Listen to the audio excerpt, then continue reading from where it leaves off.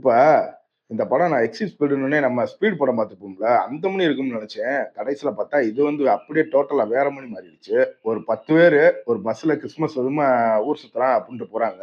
அப்படி போய்க்கிட்டு இருக்கும்போது ஒரு பைக்கர்ஸ் கேங் வந்து இவங்கள வந்து டார்கெட் பண்ணி கொல்றதுக்கு பார்க்குறாங்க. ஏன்னா அவங்க வந்து லேடீஸ்க்காகவும் கொல்லுவாங்க, நகை, பணம் இதுக்காகவும் கொல்லுவாங்க.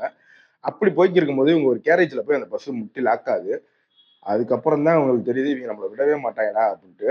இதுக்கப்புறம் நடக்கிற சம்பவம் தான் இந்த படத்தோட கத. படத்துல தமிழ் டப்பிங்லாம் நீட்டா அருமையா எடுத்திருந்தாய்ங்க.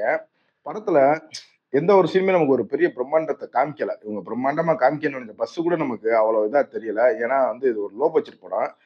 இந்த படத்துல சினிமாட்டோகிராஃபியா இருக்கட்டும், பேக்கிரவுண்ட் மியூசிக்கா இருக்கட்டும், எல்லாமே படத்துக்கு என்ன தேவையோ அத போட்ட மாரி தான் இருந்துச்சு. இந்த படத்துல நடிச்ச எல்லாருமே ஒரு நீட்டான பெர்ஃபார்மன்ஸ் குடுத்துருந்தாங்கன்னு தான் சொல்லணும். இருந்தாலும் இந்த படம் சுமாரான ஒரு ஃபர்ஸ்ட் ஹாஃப், ஓகேவான செகண்ட் ஹாஃப். அப்படிதான் நமக்கு தோணுச்சு. ரொம்ப மோசம்னு சொல்ல முடியாது. ஒரு 1 1/2 மணி நேரம் ஓடுது. ட்ரை பண்ணா ட்ரை பண்ணி பாருங்க. YouTubeல இந்த படம் தமிழ் டப்பிங்லயே அவைலபிளா இருக்கு. இதே மாரி சினிமா விமர்சனங்களுக்கு நம்ம சேனல மறக்காம சப்ஸ்கிரைப் பண்ணி வச்சுக்கோங்க. Thank you.